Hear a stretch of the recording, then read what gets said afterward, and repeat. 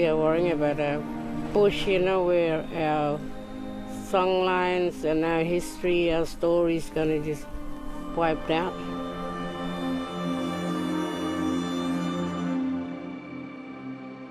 Climate change is making us all hotter and angry and frustrated. So, it's frustrating for everyone involved.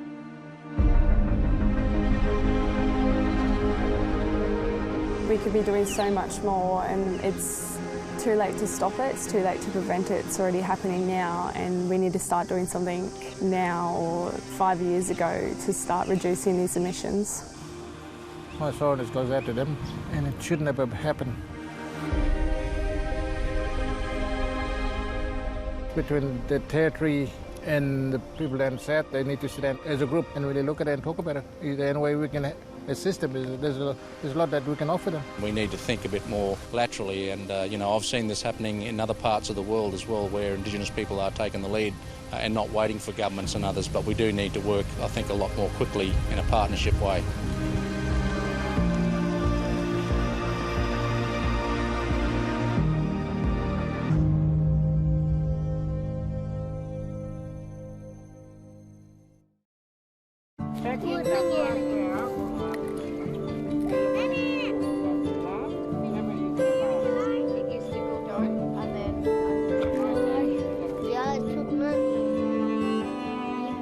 In good wet season years, the billabongs around Minyeri provide the Alawa people with plenty of bush tucker. They collect water lily stalks. It's like our celery. And seeds. It's a flour. We grind it and make damper with it. Many families live on welfare and depend on bush food in the off-payment weeks. Because we can come back all the time to our land where there is free homeland and free food, which it doesn't cost $1.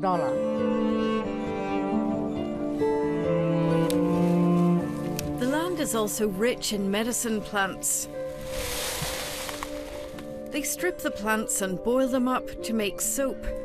But 2019 was the Northern Territory's second hottest, driest year on record. After a series of hot years, traditional owner Naomi Wilfred has noticed other longer-term changes. Hardly any rain or wet season come around, so that's changed a lot. And plus, we didn't have any fruit this year, bush berries and plums. Our lily roots from the billabongs are now gone. The country's health is intertwined with her people's cultural health. We are worrying about our bush, our songlines and our history, our stories going to just wiped out.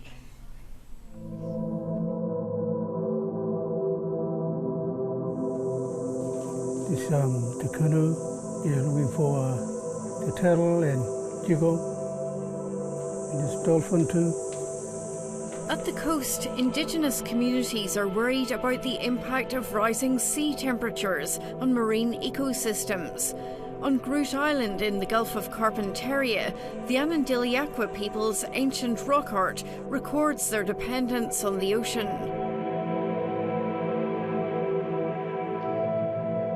The islands have some of Australia's most biodiverse waters and rich prawn and barramundi fisheries.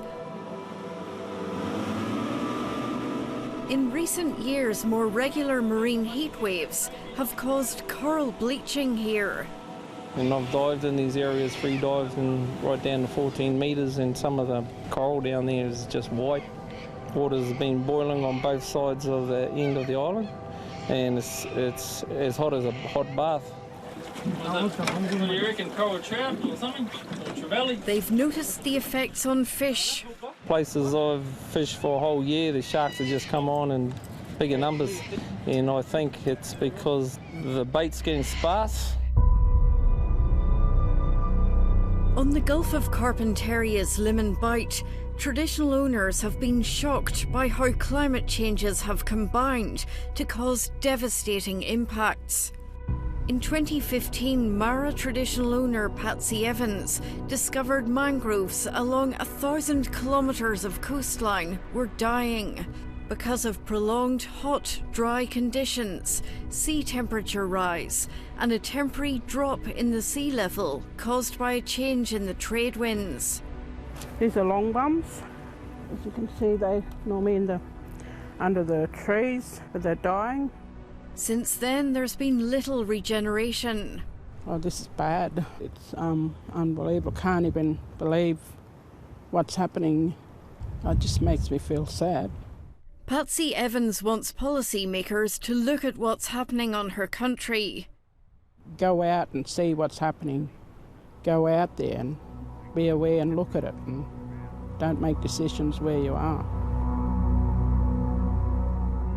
The federal government's science agency is predicting global warming will increase by about another degree within the next 10 years, on top of the current 1 degree rise we've already had, and that the international community isn't on track to meet its Paris emissions reduction agreement commitment to limit the warming to 2 degrees.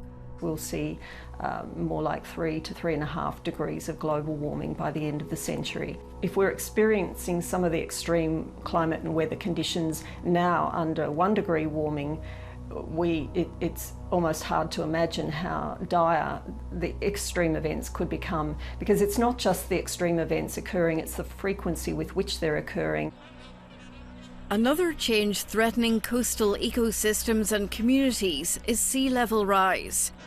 Vast areas of Kakadu National Park's World Heritage freshwater wetlands are just above sea level.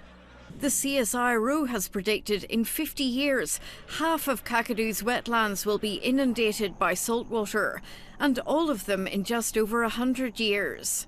During years working as a park ranger, Bunitch traditional owner Jonathan Nagy has watched saltwater creep more than 100 kilometres inland. In the wet season we get a lot of spring tides, and this is what basically causing a lot of damages to the floodplain and stuff, pushing saltwater into the floodplain, into the freshwater area, basically killing a lot of freshwater species and stuff like longneck turtle, fire snakes. Just like on Australia's east coast, for Jonathan Nagy, it's been much more intense bushfires, which have caused the biggest climate shock. Planes are basically going over the top of the trees. He and his wife Dion tried to defend their son's house when wildfire swept into Kakadu's unstaffed East Alligator Ranger Station in October.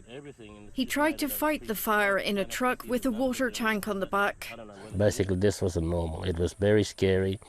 I was basically, really fearing for my partner and myself. I thought we were going to basically, get burnt.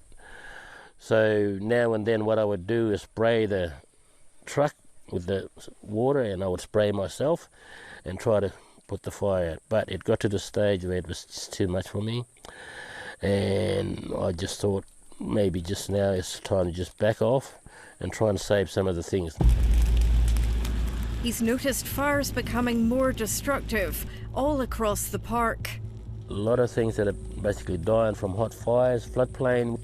You got the illy cars that basically produce a lot of food for, magpie geese. Wild rice, that's basically vanishing. So you're getting less and less bird life around this country here.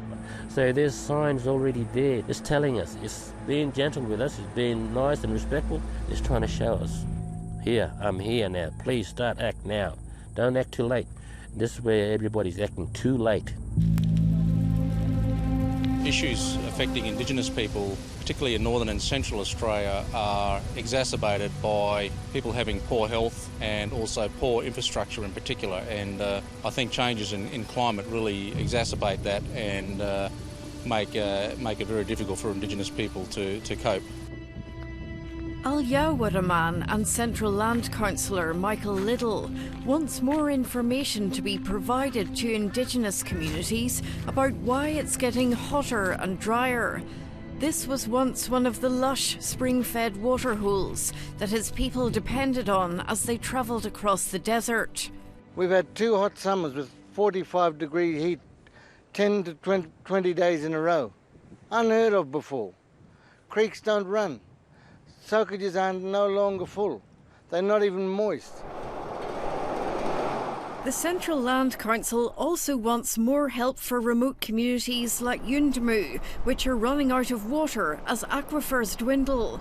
We need to get the remote people of Central Australia understanding that you can't sing a song to bring clouds to make rain. It doesn't happen like that no more. And it wants disadvantaged communities suffering heat stress to be provided with more appropriate housing. We've been thrown this substandard housing, substandard living quarters. It doesn't, when it's hot, the houses are hot. Climate change is making us all hotter and angry and frustrated. When I emerged, I think I was out of my mind. I wasn't really sure where I was. I didn't recognise the scene as where I'd been living for a little while.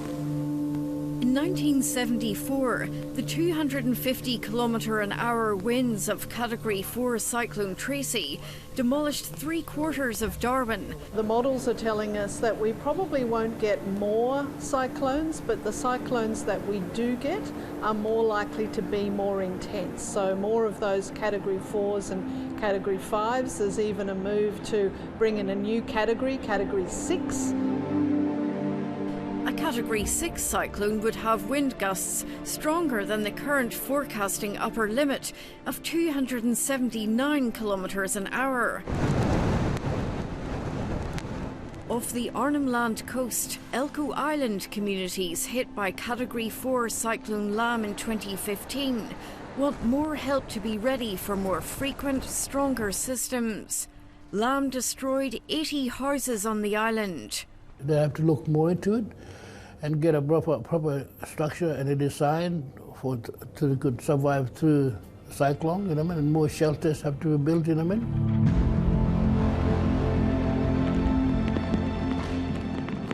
Many remote communities are in the same situation.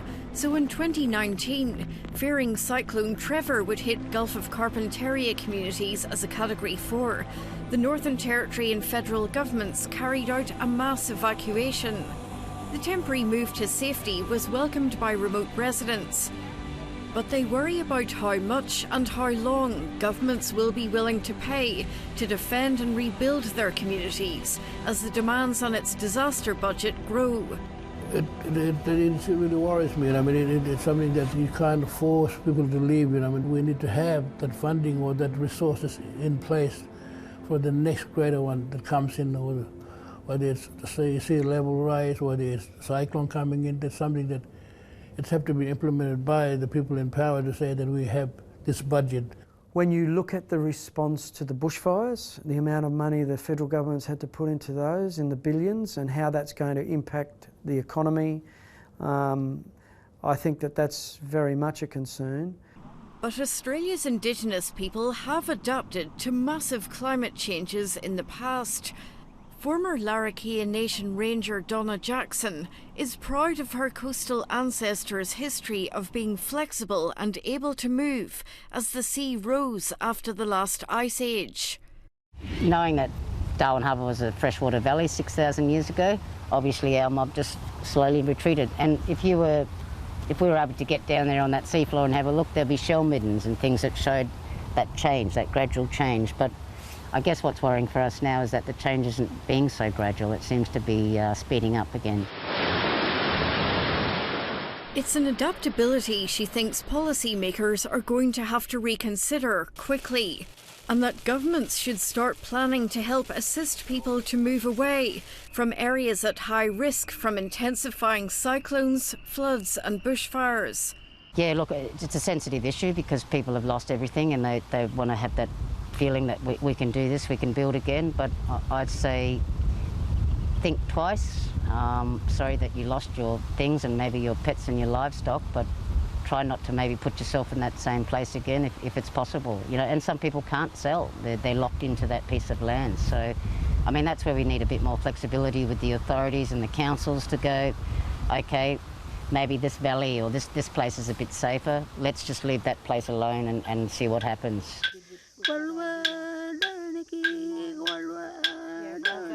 Larrakia elder June Mills thinks much of modern society has forgotten how to live sustainably with the environment.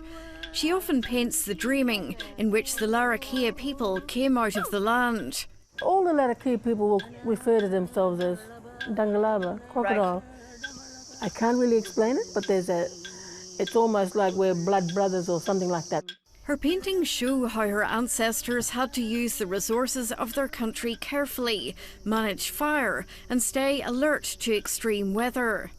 Our environment had to be constantly cared for and maintained, so you didn't get into that situation, because you can't run with babies and old people and run in front of these fires or whatever you have to do. They have to be kept, and it was a constant vigil and a constant maintenance. She thinks modern society needs to relearn her ancestors' attitude to living and consuming. What's wrong with leading the way? Really, setting the bar as high as possible rather than just doing the minimum of what we need to just shut people up and pretend that we're doing something right, and at the meantime we'll be profiteering off destructive ways of making money and energy. We need to really be looking at renewables and putting all our energy and our ideas and our thing into stuff that's sustainable, that's safe, that's clean. In 2009, while leading the peak body for Northern Australia's ranger groups, Joe Morrison was commissioned by the federal government to report on how Indigenous communities needed to be prepared for climate change. Well, there hasn't been a real response. I mean, unfortunately, when it comes to involving Indigenous people in designing public policy, it's been too piecemeal and ad hoc. Here it goes. Joe Morrison feels his recommendations on how Australia could benefit from Indigenous knowledge are even more relevant now. That there are opportunities that come out of these adverse situations, and we need to think a bit more laterally. And, I've seen this happening in other parts of the world as well, where Indigenous people are taking the lead and not waiting for governments and others. But we do need to work, I think, a lot more quickly in a partnership way.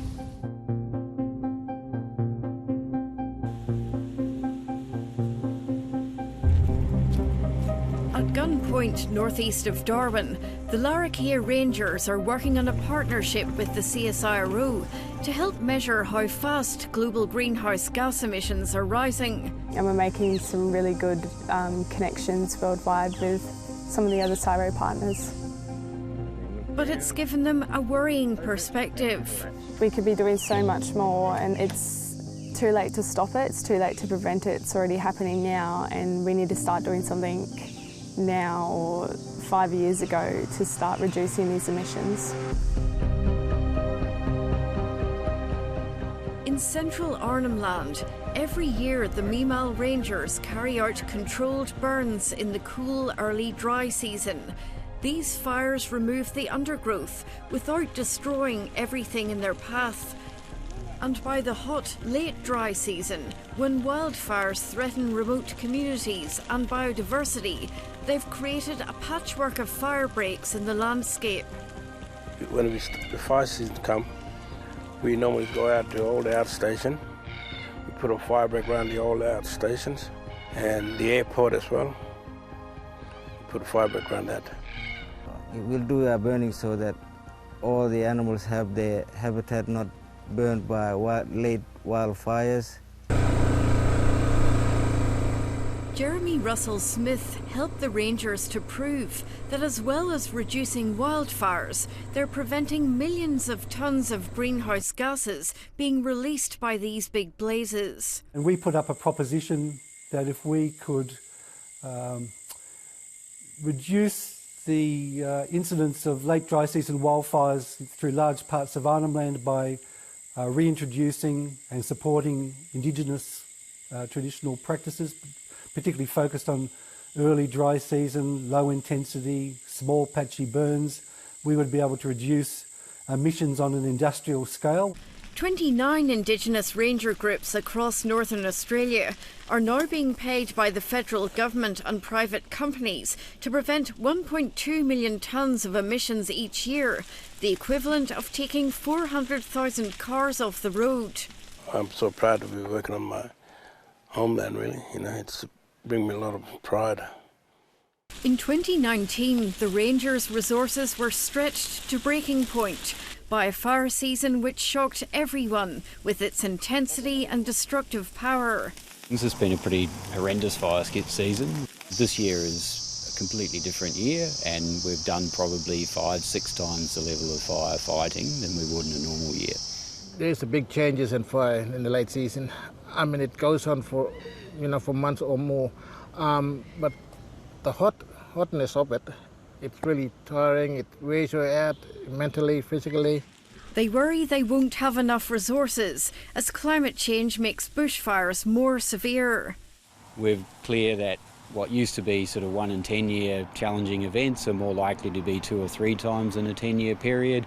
And really the back-to-back years of that is what's pretty tough. And we're not funded and we're not equipped to deal with that kind of firefighting in the same way that people interstate aren't equipped to deal with the level of fires and challenges that are happening at the moment.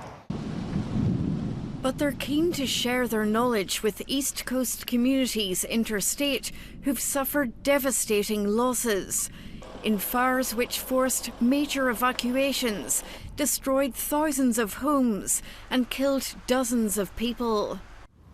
My sorrowness goes out to them, to those people out there, and it shouldn't have happened.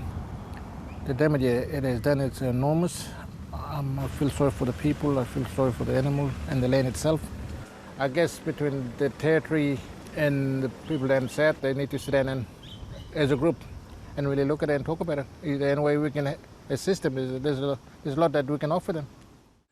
Sure, one of the principles is fuel reduction, burning, but how does fuel reduction burning in a savanna landscape relate to a big forest situation in Southeast Australia? I mean, there's a whole lot of sort of fundamental pragmatic and ecological questions which need to be addressed. It's not, there's not a blanket lesson that can be applied from the north.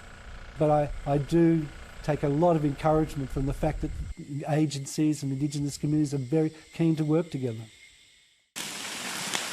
The Rangers are worried their work reducing emissions is being offset by Australia's continued expansion of fossil fuel projects. At a certain limit, But when you go too far, you feel it changes, within the climate itself. And they have deeper cultural concerns. We believe there's a spiritual thing out there, and it's really powerful, and it's way dangerous. That's why a lot of us now these days we're saying no to mining and that. And when you start mucking around with the land, there's consequences. You're gonna suffer, Indigenous people from all over Australia have been increasing pressure on the Australian and state governments to reduce emissions and to stop approving more fossil fuel developments. Destroying our land, destroying our water for our future generation. A national youth Indigenous network have been at the forefront of helping organise some of Australia's climate protests in coordination with young people around the world.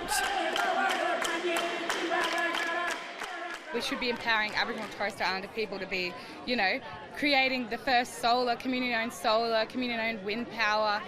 We have the solutions, and climate change needs to be reframed for us so we can get involved.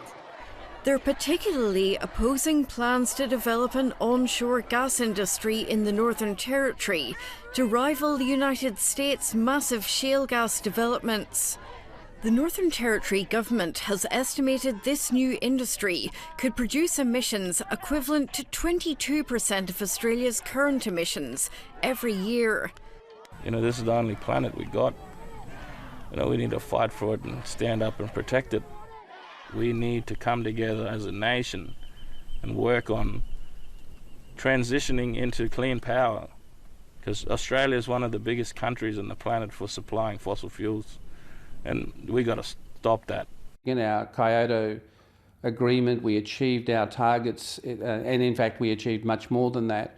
And we are continuing to look at renewable energies, and the work that is being done in collaboration with other ministers is significant. And certainly as Minister for Indigenous Australians, I want to see our people involved in those in all aspects, so that if there is derived economic opportunities, then I want to see them benefit as equally. We're a fairly innovative nation. And I think we should place our trust in that and identify the challenge and respond to the challenge rather than say it's too difficult and we're not going to be part of the game. We've got to be a leader internationally on how the world is going to survive and what our contribution to the survival of the world is going to be. This is the main campsite, up the top there, I showed you before. Jonathan Naji's East Alligator country in Kakadu is full of his family's history and their memories about how they helped some of the first starving European explorers survive here in the 1800s. McKinley and his group walked up there through that valley, and when they got there, my grandfather came out with spears, and he had all his group there watching, and they both, McKinley froze and he didn't know what to say. My grandfather actually looked after him for a couple of months until he gained weight. They lost a lot of people on that trail. It's where they've documented technological changes. It's an aeroplane painting. That's when they first saw an aeroplane fly over top of them. Jonathan Naji's country speaks to him, and it's warning him more changes are coming. Cyclones, wind, hot fires, heat, those are the signs that basically here and trying to show us that, but we just basically we're not looking deeper into it. They're signs he wants the community and policymakers to respond to make sure future generations can continue to live here. Once the government start getting the public involved and start listening, I think then that's when we'll start changing things. But at the moment, you've got the government doing its own thing, you've got traditional land to do its own thing, but in actual fact, they're turning the blind eye on the main issue that is out there. And I think we need to start looking at that and start working together on that.